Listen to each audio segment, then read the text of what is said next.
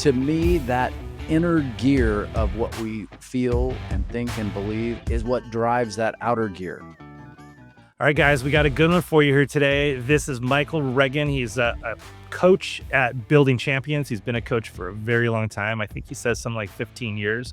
So there's a lot of wisdom, and you're going to get it all for free because he's not charging me. So that's cool.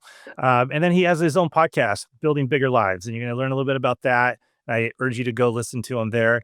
He's a great dude. He really has a heart of being a servant, of helping people. And I think you'll notice that just in the way that he words everything and the way he really tries to help people.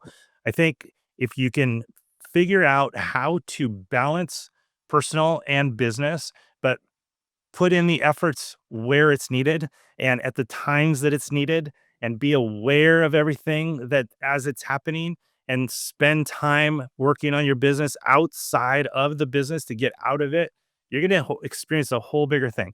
We're just going to call it moving the big rocks. And as soon as you can get out of the minutia of all the little stuff and start really moving the big rocks and focusing on that, you will have made moves like you've never seen before. And you'll allow these little things to just fall off of you, bounce off of you, because they mean nothing because you took care of the big stuff. And I love the fact that Michael Regan teaches this day in and day out, something that I admire and I hope one day I can do. So I really hope you guys love this podcast as much as I did. All right, here he is, the man, the myth, the legend, Michael Regan. And I'm calling you a little bit of all of that because, dude, you've been around for a really long time in this industry. How are you? That is a fair statement. Yes, these are authentic gray hairs, my friend, and you know, somebody might have said they were wisdom stripes. So maybe they proved to show that after you've been around a while, you've learned a few things. But yeah, I'm doing great. I'm feeling great, and really happy to be with you today, Dino. Thank you so much, dude. I got to tell you, I'm super excited because, you know, all of us have real knowledge in the industry of what we do that works for us and all that, but we all, no matter what level we're at, need some help every once in a while to just get over the hump or get a little better at this. Sometimes we're rock stars at the office and we're terrible at home. You know, there's so many things, and I'm a huge believer in coaching as a whole, right? Whether it's personal, business, physical, you know, whatever it might be, mental, you just kind of need it all sometimes, right? And I don't see any weakness in that. I see it as a strength. So that's why I'm excited that you're here today. Yeah, you summed up a pretty good macro for my ideology around life. I mean, that's life. We not only do we need some harmony between all these things we're trying to do personally and professionally, but sometimes we need that outside perspective. We need somebody that helps us see things a little bit differently, someone who's not competing with us, somebody who doesn't have an alternative agenda with us, just someone who's truly in our corner. You know, I picture in boxing, like we all need a great corner man, somebody who's, you know, there to push us when we need it, but also there to bring us back and get us refocused when we need it. And I try to do a little bit of both. Yeah. Well, I'll tell you what, let's just jump right into it. Who are you today, both personally and professionally? Wow. Okay. Way to open the net wide. I do work full time as a professional coach, specifically in the housing industry. I've chosen to put my focus there, not because Building Champions as a company doesn't work in several great verticals, which they do. And, you know, after 30 years, they've developed some really diverse and interesting clients, but I'm passionate about not just this marketplace because I've spent so much of my career in it, but I really do find that the opportunity to help people at a meaningful level, and I mean transformation at a personal level, at a team level, at a community level, that still inspires me every day. There's a lot of purpose in that fires me up. So I love coaching. I choose to do it full time because I once read a Russian proverb that said, when a man goes out to chase two rabbits, he catches neither. And that rung true to me. I know a lot of coaches like to blend. They like to tell you, oh, I keep one foot in origination because that keeps me sharp there. I understand it on paper. I just think in practice, you end up being a little bit diluted version of both. And I've just decided I'm all in this space. So that's where I spend my time full time. On the personal side, Dino, I've been married for 33 years. Real quick, before you move on to the personal side, do you tell your young single clients the rabbit story? I might share that story on a regular basis, depending upon the context.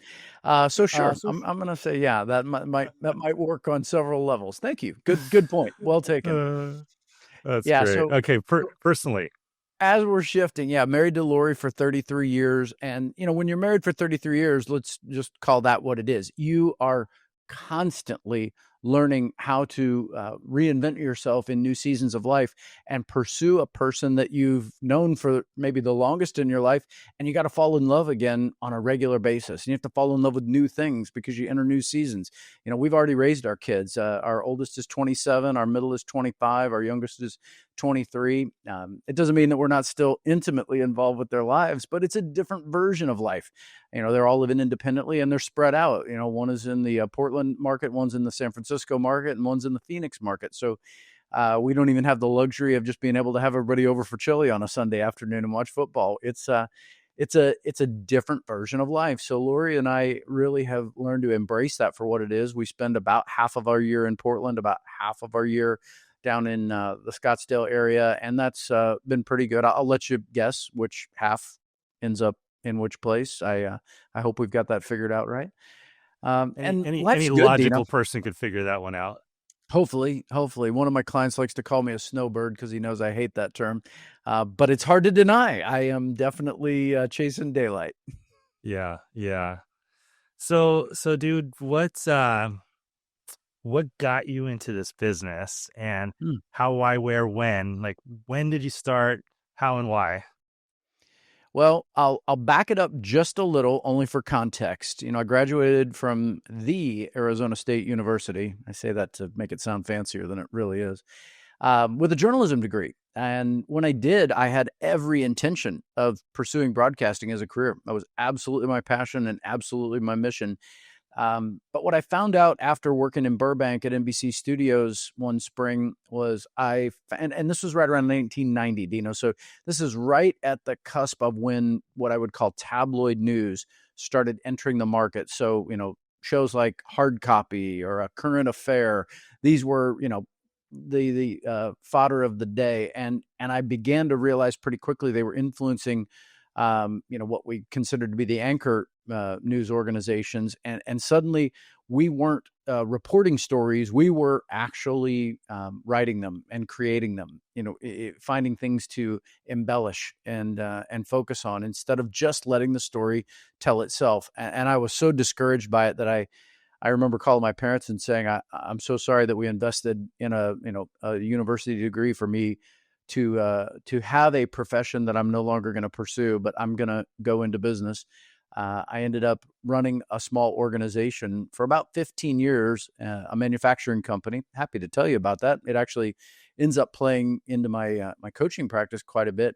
But during that time, I was building up a very small real estate portfolio. And I say small because nowadays we work with folks who, have 50 doors, 100 doors. I wasn't that guy, but I had a handful. And when I was working through refinancing one of those properties with a good friend of mine who was a loan originator, he began to push on some of the things he saw in the way I was managing my business and managing my personal life. And part of what he was pushing on was the idea that, a lot of people would benefit from the way you think and the way you're organized and the way that you approach what you're doing. I would love to have you come help me.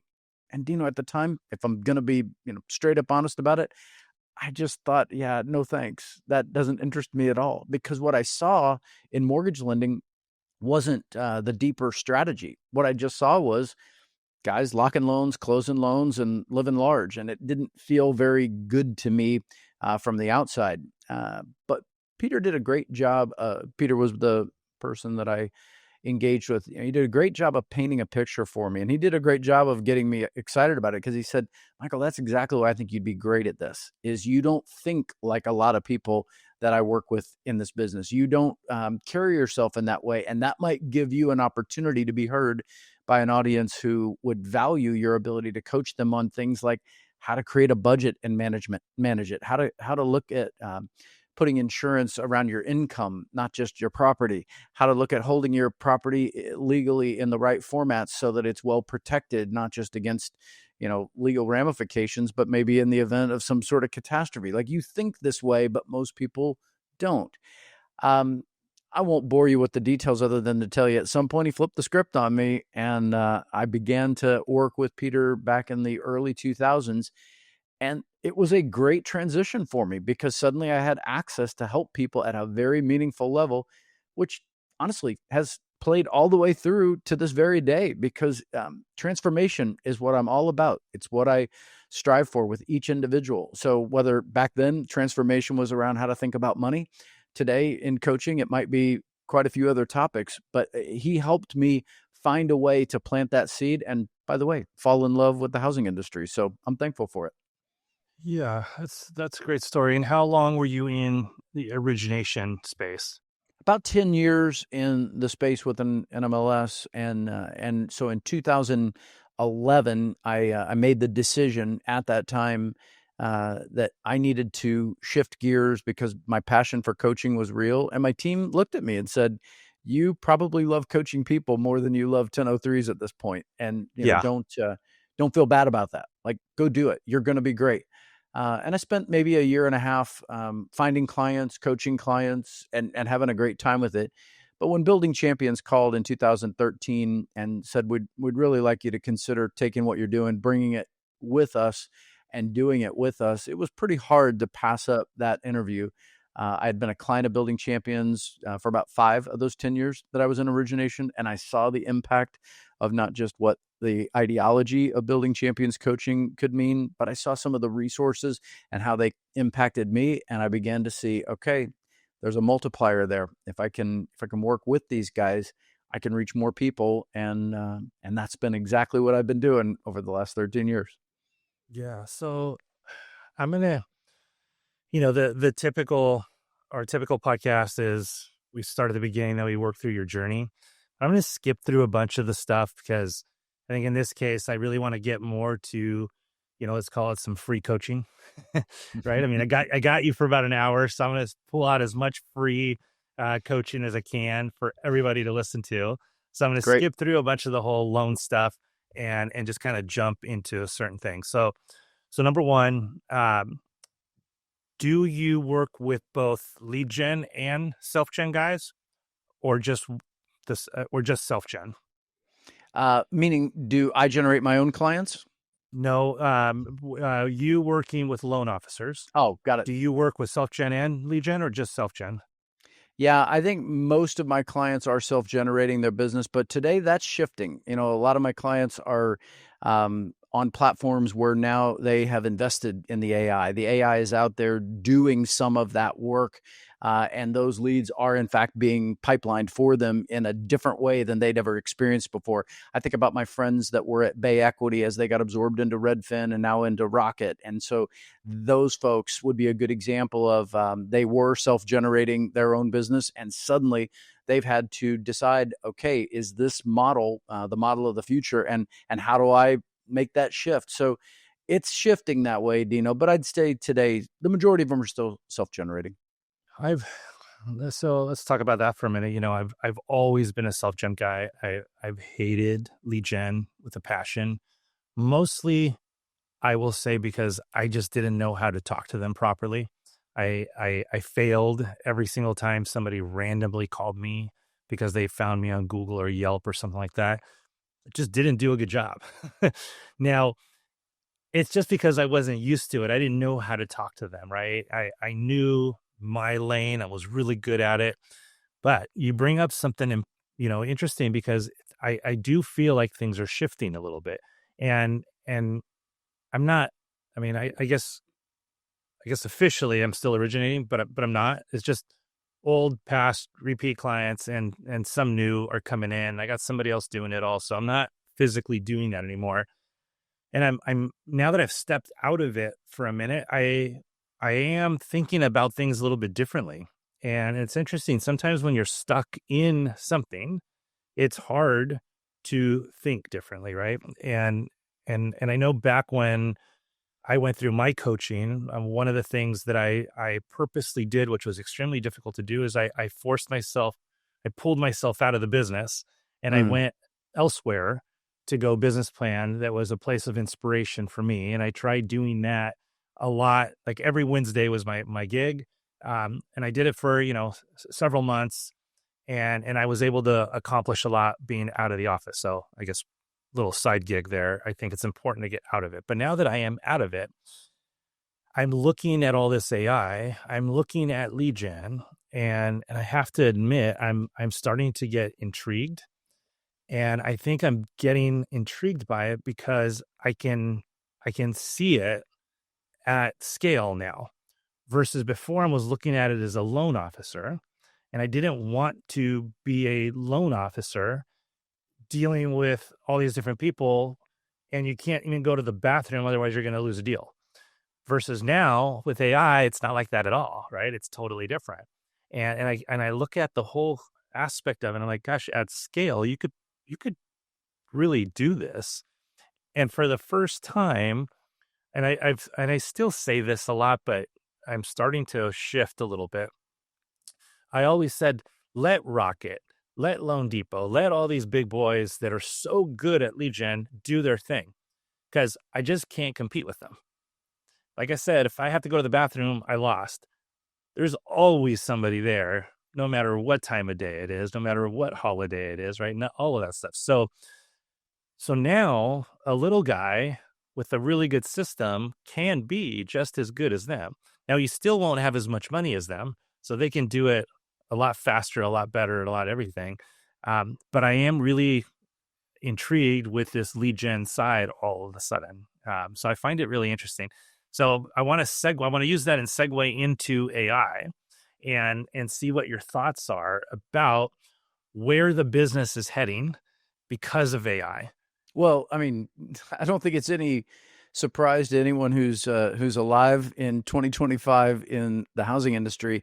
AI is here. It's already present. It's already active, and I think every organization is recognizing ways to use it. They're just choosing to do it differently. So you're correct. Some organizations uh, use it right at the tip of the spear. It's definitely front, or top of the funnel, whatever you want to call it. They are really proactive with their use of AI in the way that it integrates their process right from the top. Others, it's in the back end. You don't really see it in play until loans get maybe into processing or into underwriting. And every company has different ideology around that.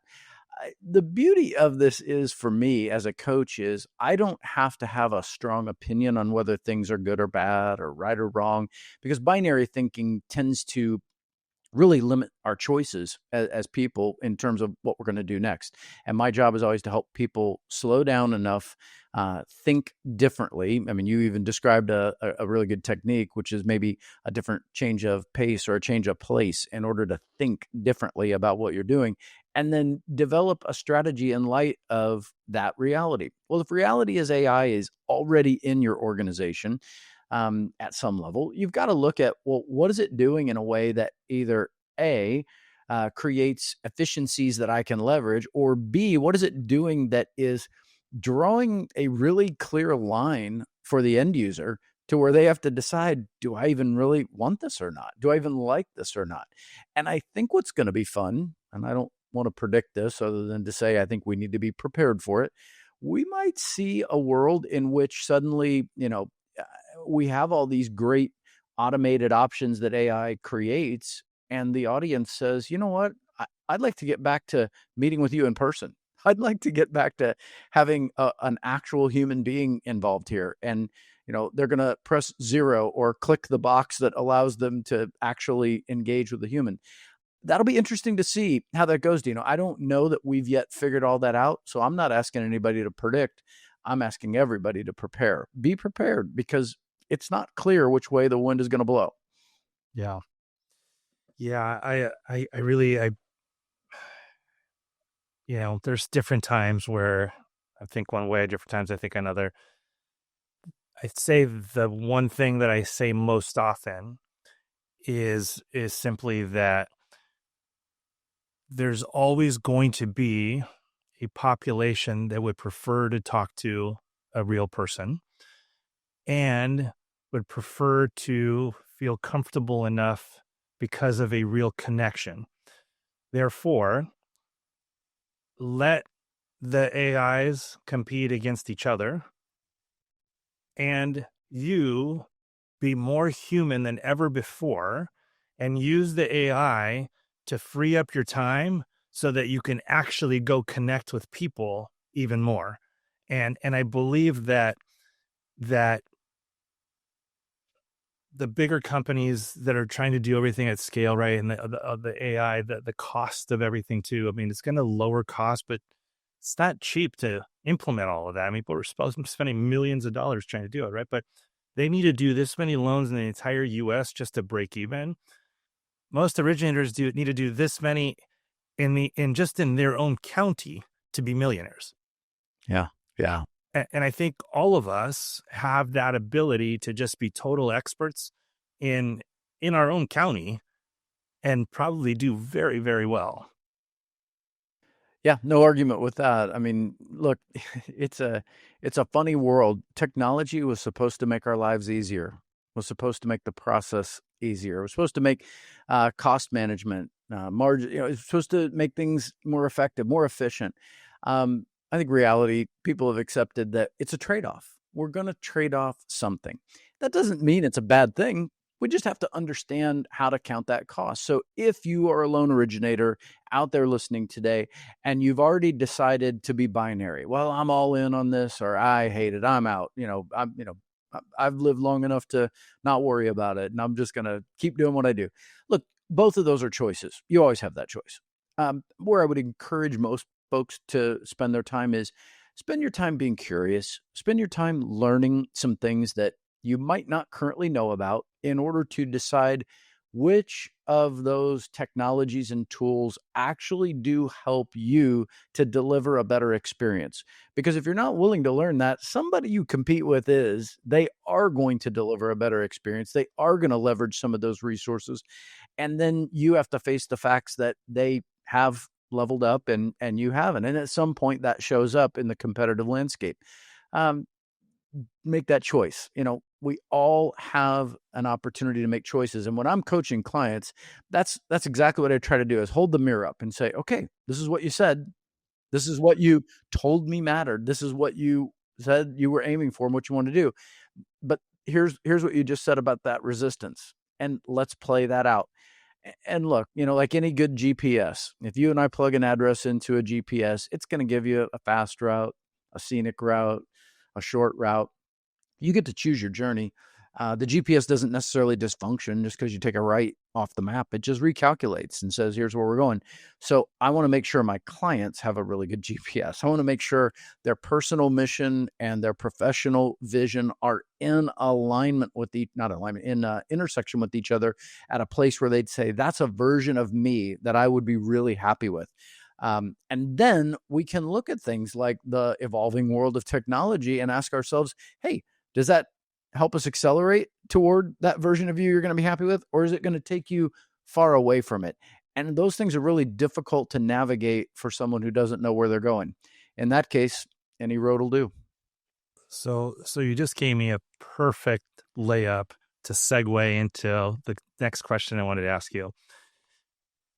When a new client comes in, do you typically go after personal or professional first? What do you try and figure out and fix? So that's really an interesting setup because what I will literally do with them in our very first session is I will introduce them to both a personal and professional long-term vision tool, and we will set up both with the context of either of these are like the axis and the radius in that GPS analogy. And so we have to pick one of them to start with. But how about you decide based on which one resonates most with you, knowing that we can't get where we're going with only one coordinate. We need the other coordinate in order for us to have that nexus and be able to work toward it. So I let them pick, because some folks come to me, and let's face it, they will look at me and say, look, I know you have a background, which is great. I can speak mortgage and you're not lost with it, but I don't need you to help me with my loans. Like, that's not where I struggle. That's not where I need help. Where I need help is somehow I'm a winning person when it comes to my work, and I'm a losing person when I leave the office. I don't know what happens. I don't know why I can't translate all these awards I win at work, and I'm just not doing that outside of work. I'm heavier than I want to be. I'm lonelier than I want to be. I'm whatever. I'm frustrated.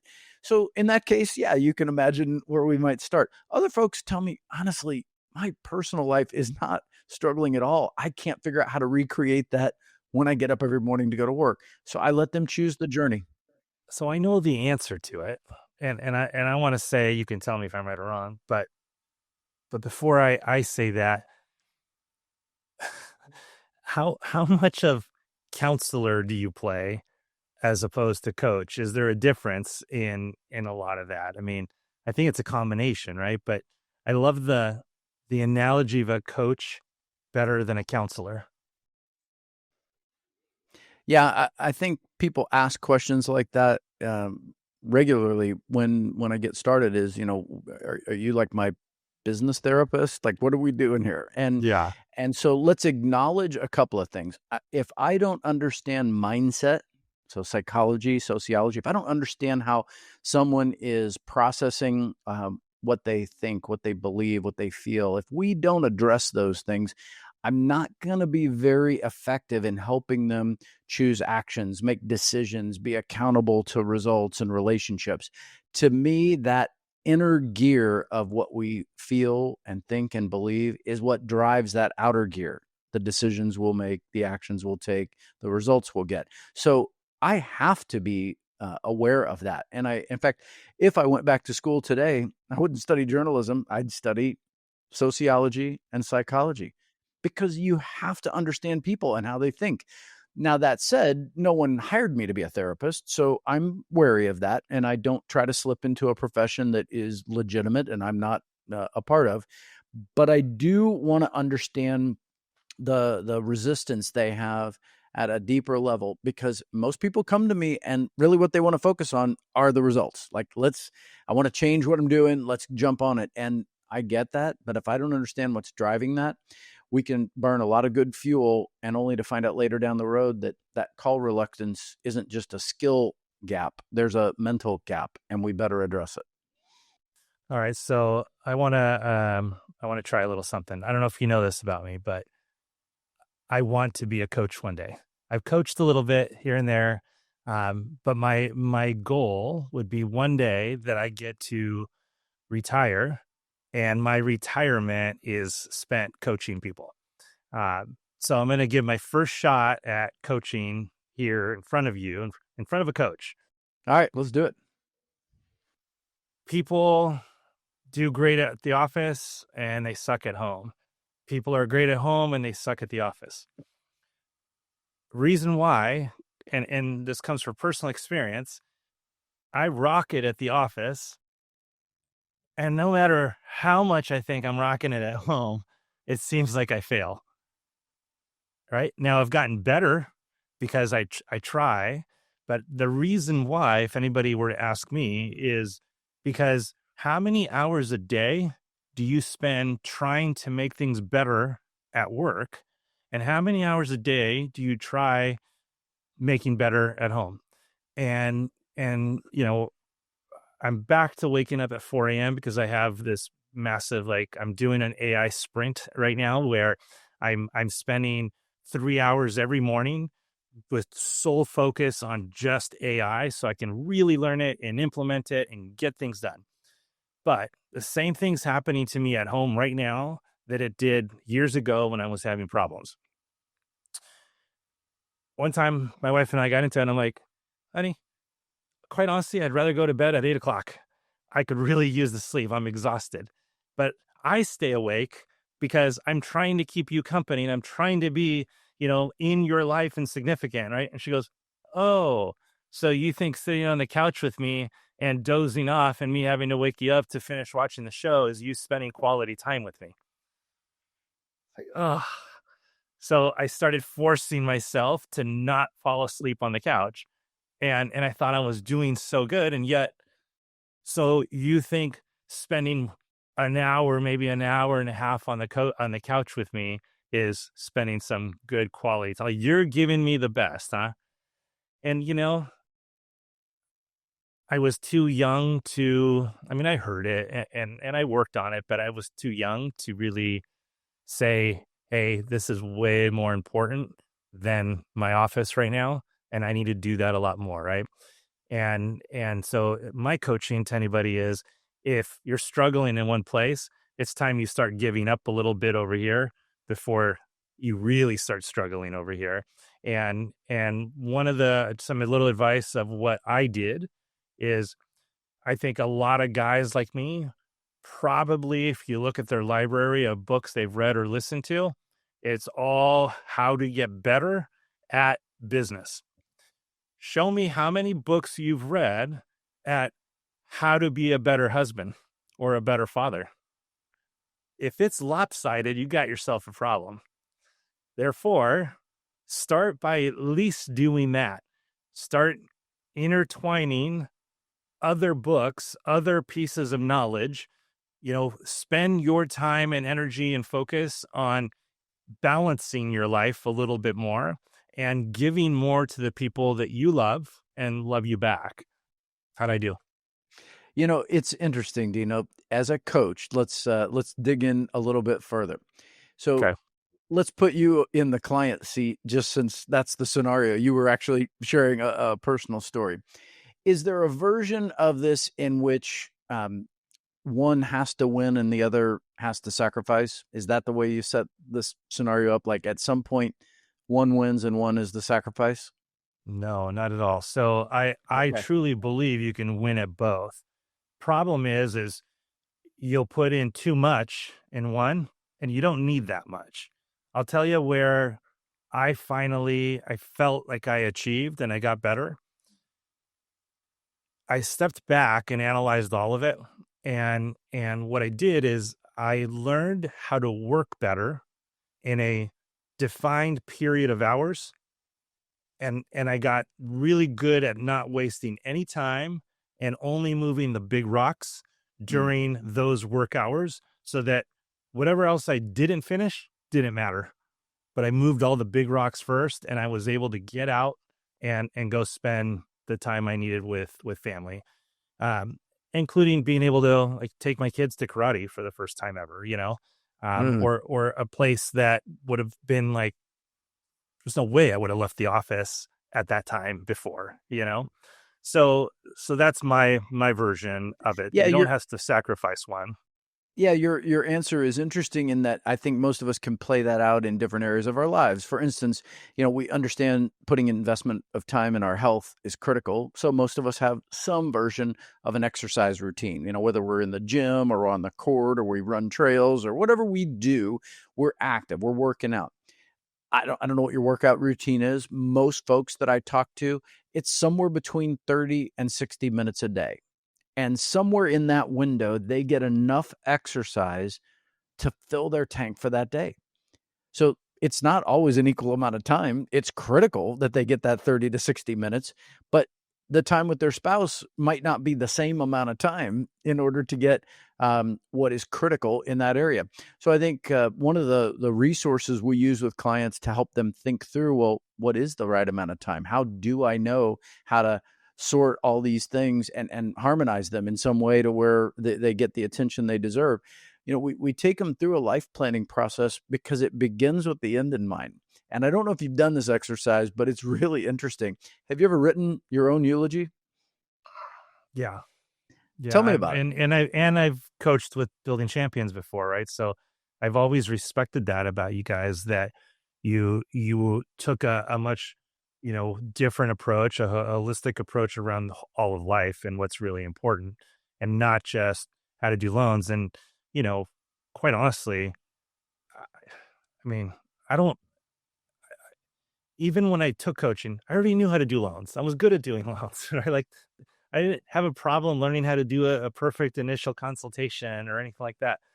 I'll tell you what I did learn. I had to learn how to be a better husband, a better father, a better mentor, a better human being, a better time manager, a better delegator, a better everything else. Because once I got better at everything else, I didn't even have to. In fact, I did less loans. I did less in loans, and I did a lot more loans because Yeah. everything else got better.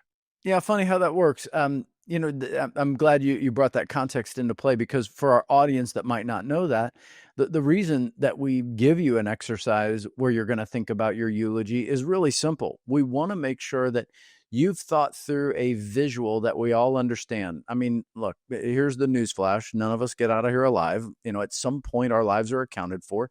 And when that happens, at some point, there's usually a celebration of life. Whether you call it a funeral or a wake or whatever your tradition is, there's going to be some celebration of that person's life. And hopefully when that happens, it's been a good long life. Hopefully there's, a lot there. But the audience that shows up almost always looks like this in any celebration of life I've attended. There are usually a row or two in the front of the room was reserved for the immediate family.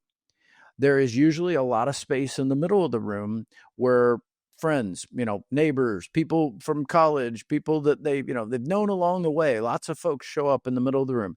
The back of the room, and sometimes standing in the back, are those folks they did business with who came to pay respect to the family. And the encouragement I give most folks as we go through this exercise is, number one, it's not weird, so just work through it. And number two is, make sure that you're not designing a plan in which most of your time is spent with those folks standing in the back of the room. Make sure that we reverse the focus around the people in the front of the room. That doesn't mean, just what we said earlier, doesn't mean that your time is always more with one than the other. It means make sure your purpose is really clear, that those are the folks at the end of the day who are going to sit in the front of the room and celebrate your life. And that helps them think about that differently, helps us then design different resources that they can use. And you bet we we never want to forget that professionally, what you do is fuel. It's income. It helps make a lot of these things we do possible. So never do we desire to, remove the focus from work.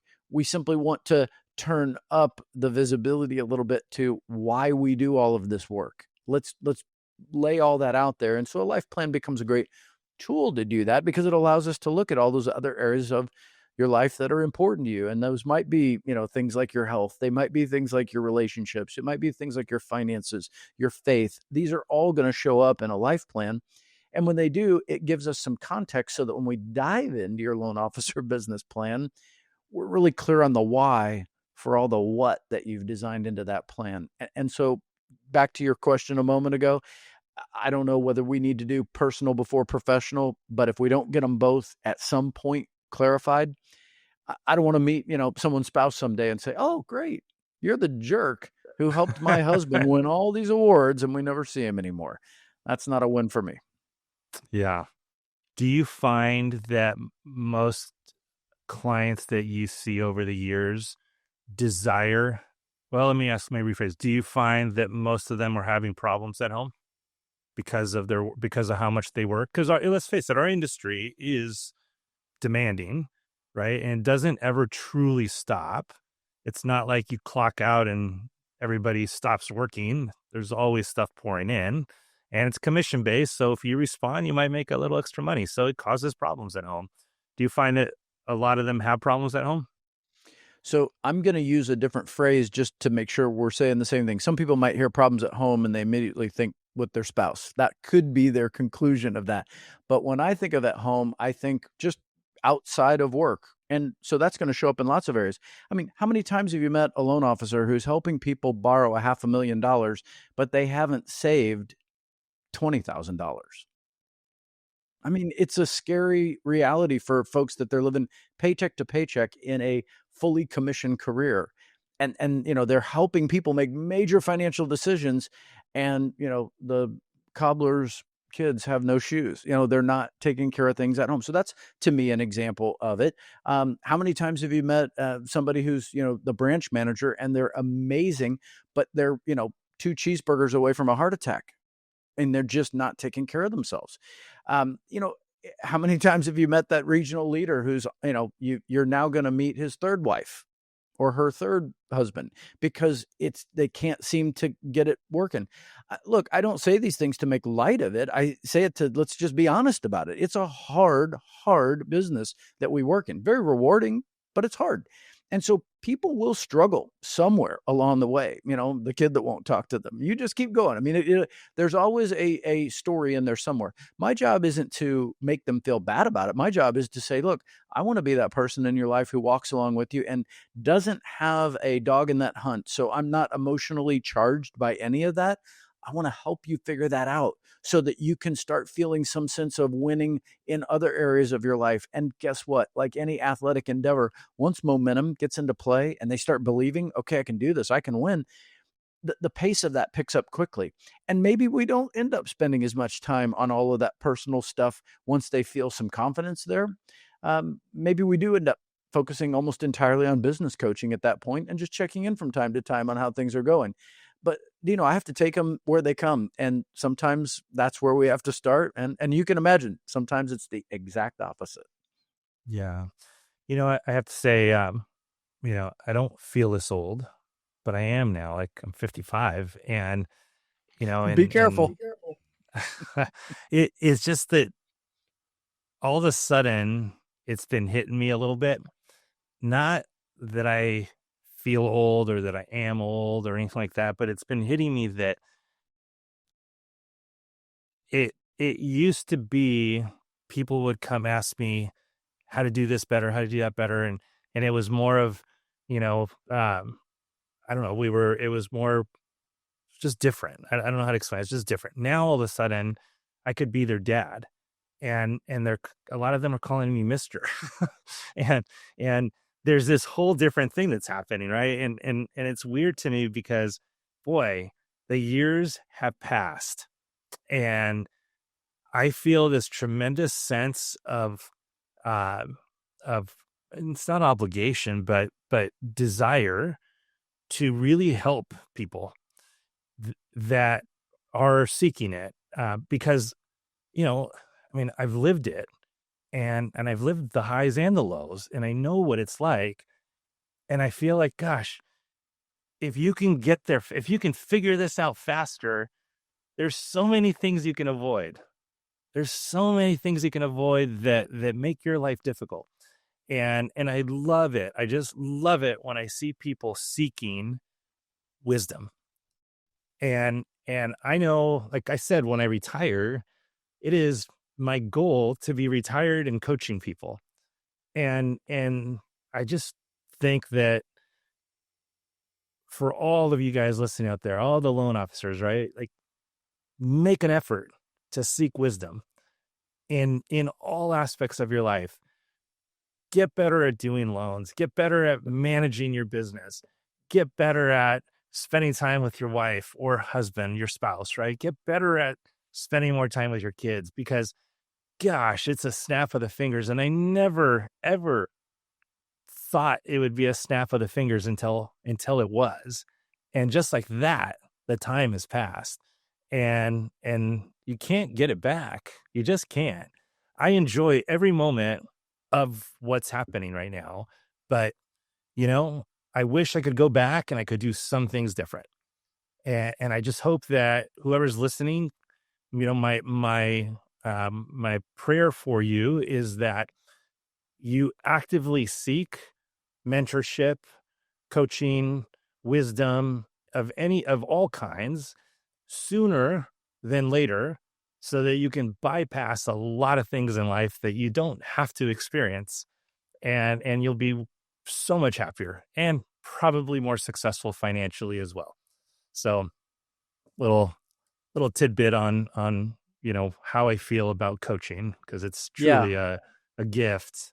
And if you can't afford it, there's been times when I took coaching that I couldn't afford it, but thanks to that, I quickly was able to turn things around.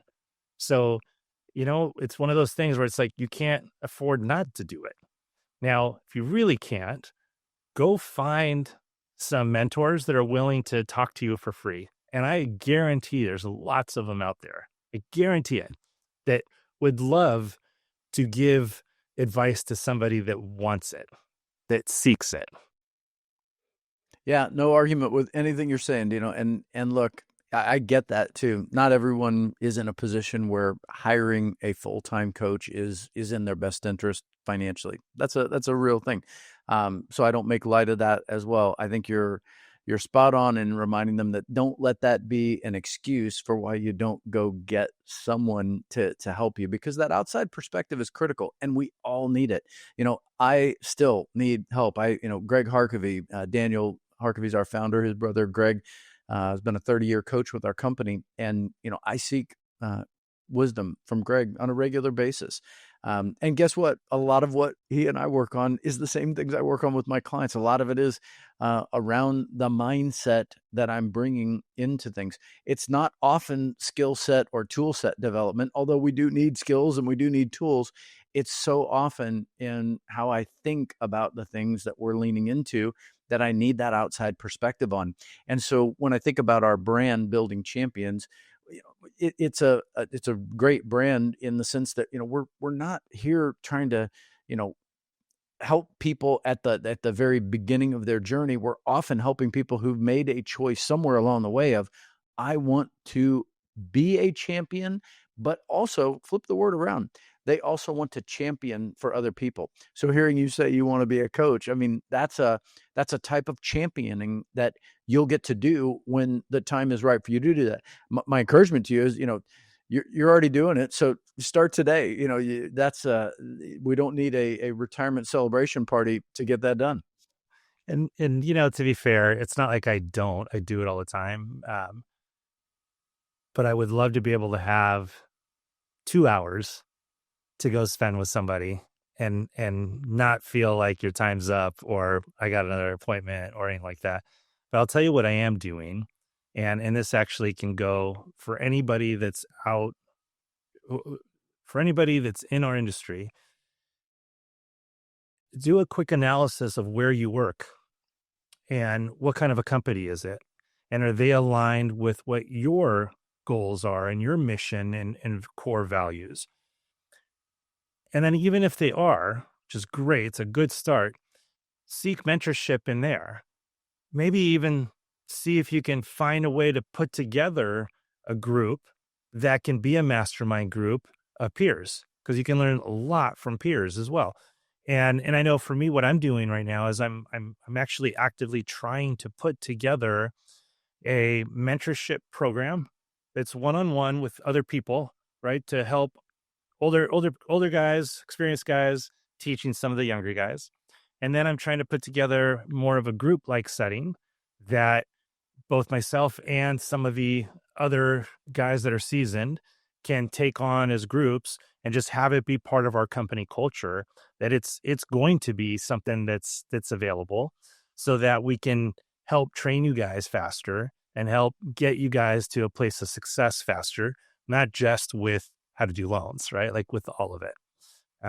So I am actively trying, just so you know. I think That's great. that's going to be the best way for me to enjoy, because I enjoy doing that.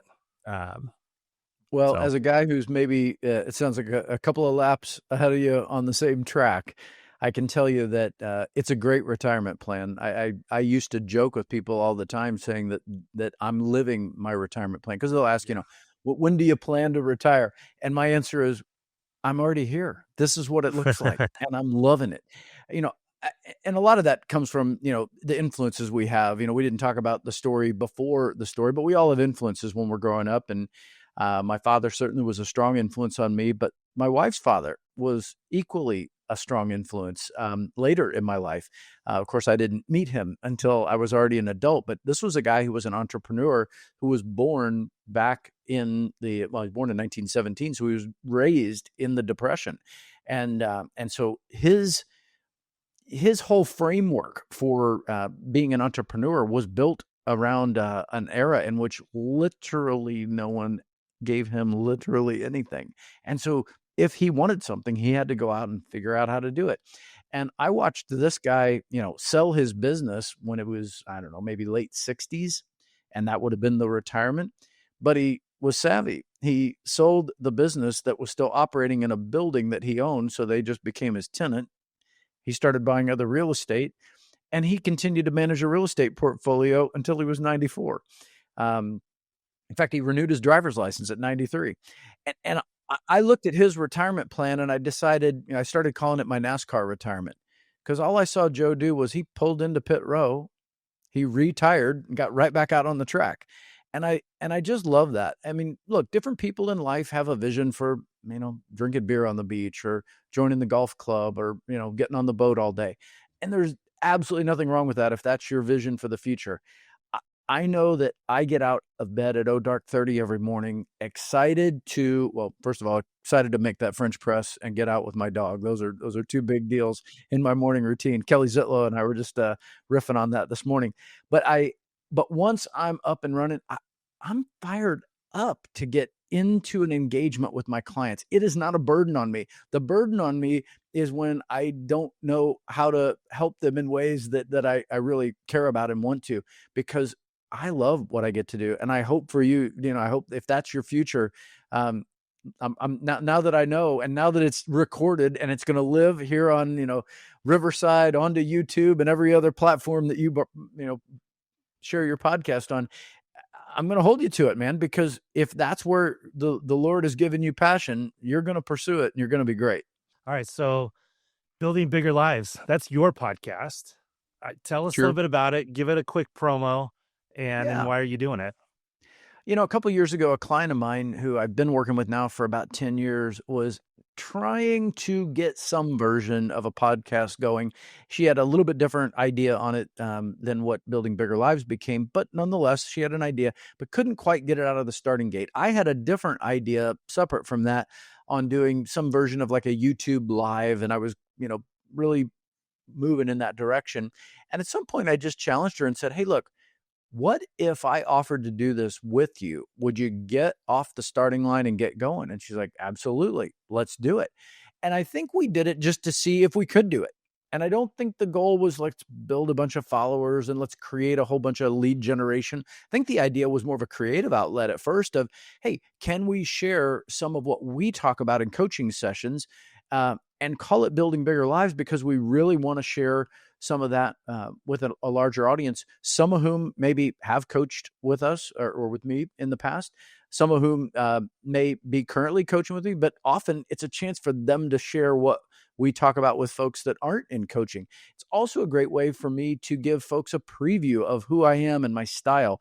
Not that podcasting is exactly what a coaching call looks like, but you can pick up the vibe pretty quickly. You'll know, is this a guy I could spend time with or not? Or is he bugging the living crap out of me and I want to delete the podcast? Well, that's probably going to tell you about what coaching might look like. And Dino, we're having a great time. It's a blend of interviews with folks like yourself. So if I can catch you while we're live here and get your commitment, I'd love to reverse this and have you come join our audience at some point in the future. As long as you don't give me a hard time about anything, I'll be there. Well, then I guess the offer's off the table, because that's all we do is give people a hard time. The other part of it is we take coaching topics, so it's a blend, and so you'll see a cadence there. It's not literally every other episode, but it flows about that way, depending on our guest schedule, and it's a ton of fun. We're about to record and publish our 100th episode, so depending on the time in which you're listening to this, it's not like we just fell off the turnip truck. We're doing it, and it's fun. We're really enjoying the outlet. We get a lot of great feedback. Thankfully, the audience is more than just my mom, so that's great. And it's fun to see folks that now want to be a part of it as well. And that's, we get those inquiries from time to time because people are seeing, okay, these guys have a little bit of buzz. I'd love to be a part of their show. And that's humbling and awesome at the same time. Hey, by the way, I was born in the 70s and grew up in the 80s. drank out of a hose, didn't wear a helmet. So I thrive on people busting my chops. Yeah, I sometimes forget that I was raised bilingual. I speak English and sarcasm fluently, and I do get them confused from time to time. And maybe it was that garden hose, because do you remember it was like 800 degrees the first drink out of that thing? It was Oh, always awful. well, man, thank you. I appreciate this. Listen, before I let you go, though, I ask everybody this question. It's my favorite question out of all of it. Uh, if I picked you up right now, dropped you off somewhere in the United States, took away most of your money, I just gave you enough to like, you had a place to live, decent, nothing special, and you could get around, right? And you had a little bit of money to spend to try and make money, and you had to do it doing loans. You didn't know anybody though, right? And you couldn't come back and visit your family until you made $1 million. What would you do? What do the first 30 days look like for you? Wow, so now we're going back to put my loan officer hat on. Oh yeah. That's kind Yep. of fun. Well, first of all, I would definitely go back to the Phoenix market because I've got deep relationships there. Not because I love 110 degrees in the So summer. listen, you're not listening to what I said. I'm going to pick you up and I'm going to put you somewhere where you don't know anybody. Oh, dang it. I'm not listening. Start over. Okay, well, this is a beautiful one because one of my clients actually had to do this. So I'm going to steal a page out of Brian Manning's book because he literally did have this happen to him. And here's the deal. When you land in any new market and you don't know a soul, so that's the scenario, and you got to figure out a way to hustle and put it together. I think personal networking is where I'm always going to start. I'm going to get involved because I think when you get involved by giving your time and your energy first, you can get permission to build relationships. You build a network. You start to find out who's who. You get introductions to who's who, and you build. I don't cold call anybody. I don't door knock anybody. Nothing wrong with cold calling and door knocking. I build networks. So I'm going to go get involved with a local charity. It's probably going to be an evangelical one because that's how I'm bent. So I'm probably going to get involved with like a food mission or some, we run a foster care home in Mesa. I'm going to get involved with something in that community you've dropped me in that I had no choice over. And God willing, it's a place I enjoy and has baseball. But yeah, I'm going to go build networks, Dino. That's what I'm going to do. That's what I've always done. So you're going to go find every church that has different hour services. You're going to go hit up an 8 a.m., a 9 a.m., a 10. Look, I'm You're not going to going hit to, like four different services and I'm not throw going in to a make Saturday night. I'm not going to make a church service my networking group, but Oh, it come is on. Why true. not? It But it is happens. true. I will get involved with that church, and networking will be a natural byproduct of it because that's the way it's always been for me. But I mean it. I think most of us don't think about how valuable giving is first, and it is in fact a powerful, powerful thing. You can call it what you want, but the good book says it's better to give than receive. And look, if receiving is part of your plan, you better be a giver. You better be, because otherwise people will perceive you as a taker. And if you're going to drop me in the middle of nowhere and make me figure out how to hustle and make it happen, I'm not going to ask anybody for anything up front. I'm going to find out what can I do to contribute so that I earn the privilege and the right to get your help when I need it. And we're going to make it happen. It's my style too. That's what I love. By the way, did you read the book, The Go Giver? Okay. I haven't read it, but I do know it because I've had a client reference it before. I know what it It's is. fantastic. Fantastic. You should read that one. So next question, what is your favorite book?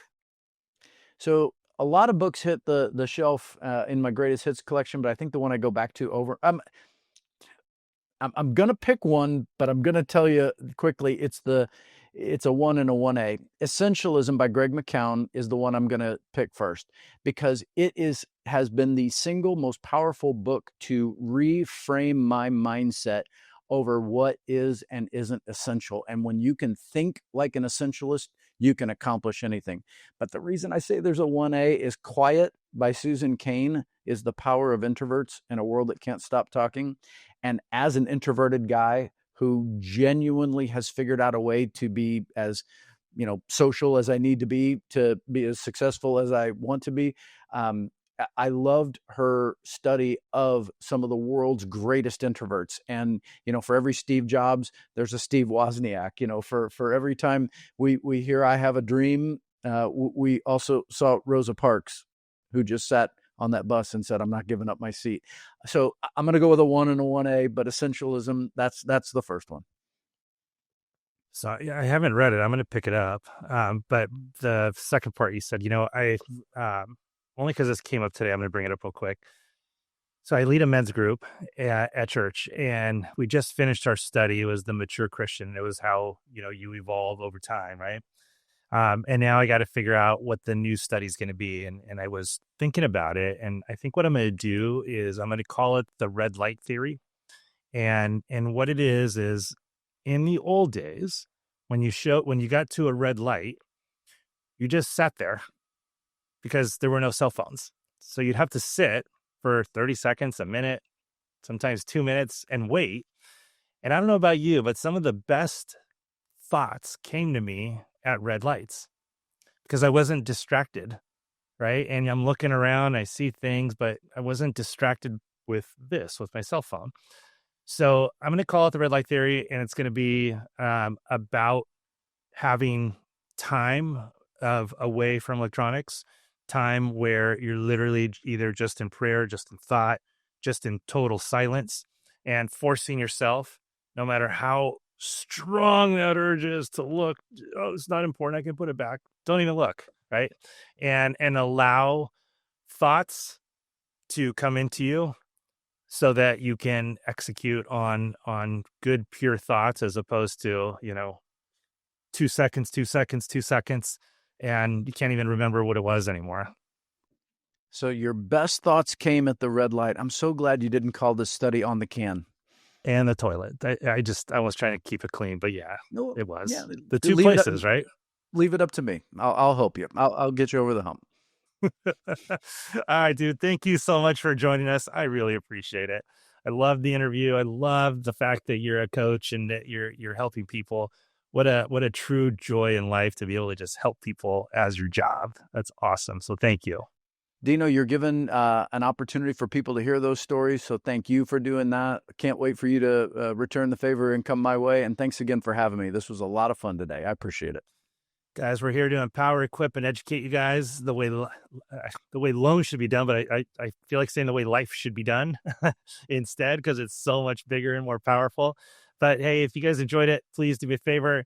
Make sure you comment, you like, you share, you tell other people. We really appreciate your support. I love you. We'll see you next time.